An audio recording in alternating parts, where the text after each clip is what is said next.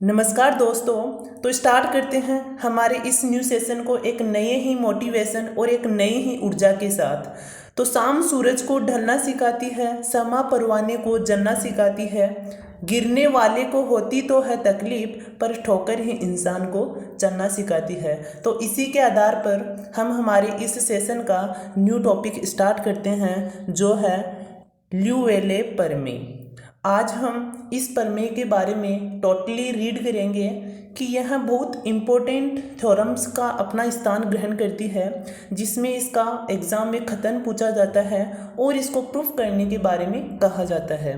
तो सर्वप्रथम यह हम देखेंगे कि जो ल्यूवेले प्रमेय है वो किस पर आधारित है। यह आधारित है विश्लेषित फंक्शन पर। मैंने आपको विश्लेषित फंक्शन बताया और उसकी दो कंडीशन बताई। क्या होता है विश्लेषित फंक्शन, तो मैं बताता हूँ आपको। वह फंक्शन जो जेड प्रांत पर प्रत्येक बिंदु पर अवकलनीय हो, और सेकंड मैंने कंडीशन आपको बताया कि कॉची रीमान इक्वेशन उसमें संतत हो। अर्थात इसमें दो कंडीशन कौन कौन सी, अवकलनीय और कॉची रीमान की कंडीशन मैंने आपको बताई थी। और आज हम सबसे पहले इसके खतन की ओर चलता है, यानी कि इसका स्टेटमेंट क्या रहेगा जो हमारे पास है। यदि एफ जेड के प्रत्येक परिमित मान के लिए, अर्थात जेड का फिक्स मान लेंगे, अलग अलग फिक्स मान लेंगे और फंक्शन एफ जेड में रखते हैं, तो यदि हमारा फंक्शन एफ जेड उन बिंदुओं पर यदि विश्लेषित हो जाता है तो वह फंक्शन हमारा इस प्रमेय में, इस थ्योरम्स के लिए सेटिस्फाई होगा। अर्थात उसको हम एक तरीके से परिबद्ध फंक्शन कहेंगे। कैसे? जैसे मैं आपको एग्जाम्पल के तौर पर बताना चाहूँ कि ये हमारा एक पृष्ठ है। फॉर एग्जाम्पल समझाने के लिए, यह हमारा एक पृष्ठ है जिसमें मैंने बहुत से बिंदु लिए और इस पृष्ठ के लिए मैंने एक फंक्शन डिसाइड किया any1, और इसके बिंदु है a1, a2, a3, ये बिंदु है। यदि मैं इन बिंदुओं को इस फंक्शन में रखता हूँ तो टोटली इस पृष्ठ के लिए यह संतत होता है। तो इस आधार पर हम इस थ्योरम्स को देखते हैं। और परिबद्ध का मेरा मतलब है कि जो हमारे बिंदु है उन बिंदुओं के आधार पर जो फंक्शन है वो एक प्रकार से परिबद्ध रहेगा, जो मैंने इस प्रकार टाइप किया है कि एफ जेड का परिमाण less than equal to M. कब? जब z जो इंटीग्रल नंबर है वो एलिमेंट हो c for complex number. Okay, अब हम स्टार्ट करते हैं प्रूफ। इस प्रूफ के बारे में जानने से पहले हमें टेलर प्रमेय के बारे में जानना होगा। टेलर प्रमेय का फॉर्मूला क्या होता है?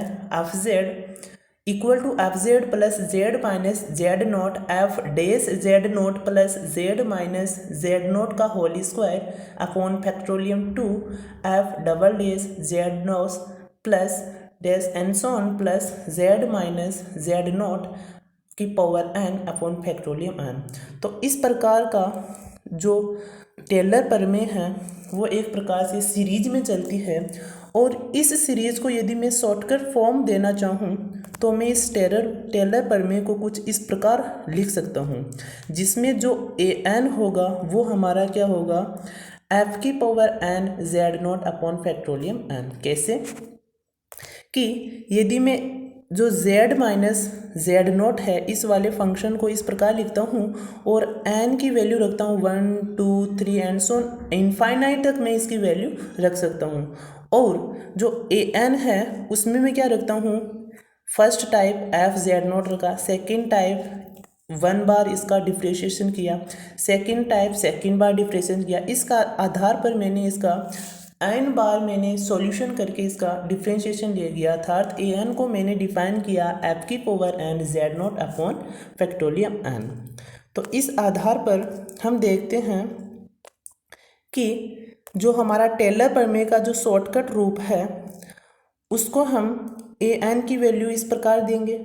और हमने जो पिछले सेशन है उनमें हमने बताया था कि इंटीग्रल फॉर्मूले की जो चौथी कंडीशन थी उसमें मैंने फॉर्मूला बताया था आपको, f की पावर n z इक्वल होता है 1 upon 2 pi iota integral c f z minus A की पावर n प्लस 1 और dz। और इस फॉर्मूला को हमने गणितीय आगमन विधि द्वारा प्रूफ किया था।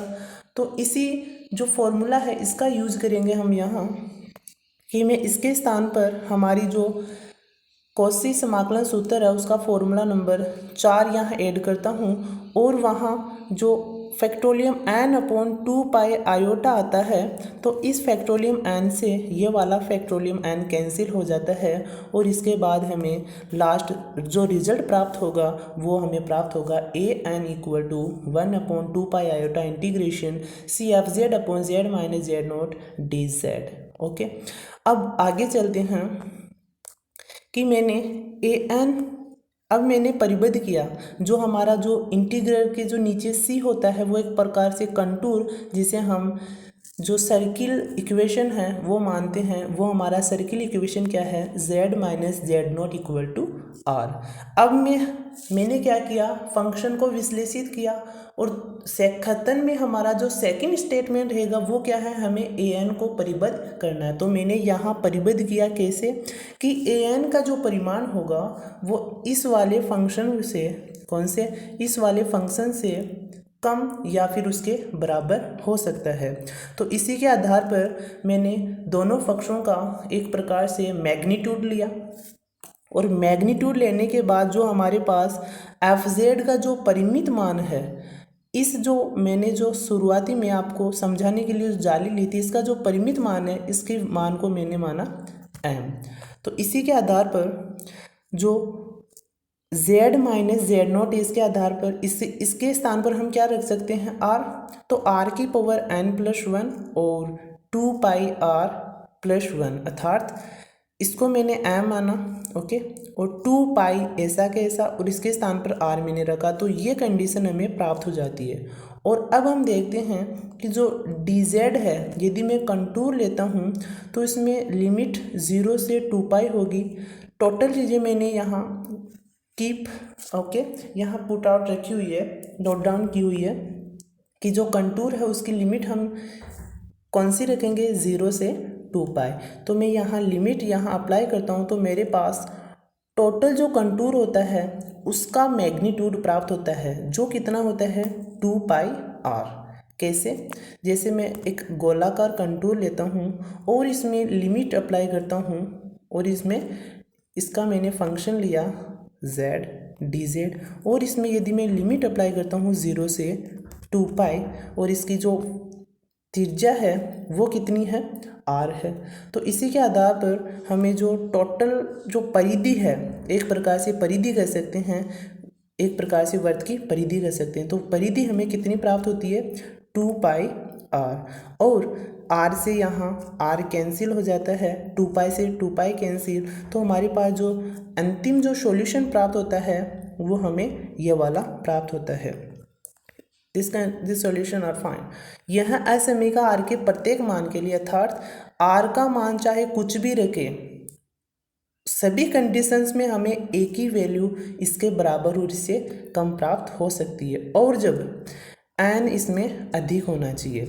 जब r की वैल्यू में इनफाइनाइट रखता हूँ, इनफाइनाइट, तो हमें इनफाइनाइट को मैं क्या लिख सकता हूँ, 1 अपॉन में 1 अपॉन 0, तो 0 ऊपर जाएगा, तो a n की वैल्यू हमें कितनी प्राप्त होगी, 0।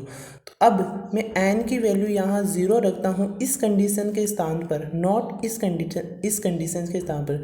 यदि मैं सेकेंड कंडीशन के स्थान पर n इक्वल टू 0 रखता हूँ तो मुझे F Z equal to A naught प्राप्त होता है, जो कि एक प्रकार से अचर मान है। तो हमें यही प्रूफ करना था कि कोई फलन विश्लेषित होने के साथ साथ परिबद्ध है और उसकी वैल्यू हमें अचर प्राप्त होती है। तो यह थ्योरम हमें यही बात बताती है। और यदि आपको यह सेशन आपको पसंद आया होगा, आई होप कि यह सेशन आपको पसंद आया होगा। एक आपका एक लाइक न होकर एक स्टूडेंट का कॉन्फिडेंस होता है, जिसमें वह अपनी नॉलेज को इम्प्रूव करके आपके साथ शेयर करने के लिए तत्पर रहता है। तो थैंक यू, टेक केयर, और अगला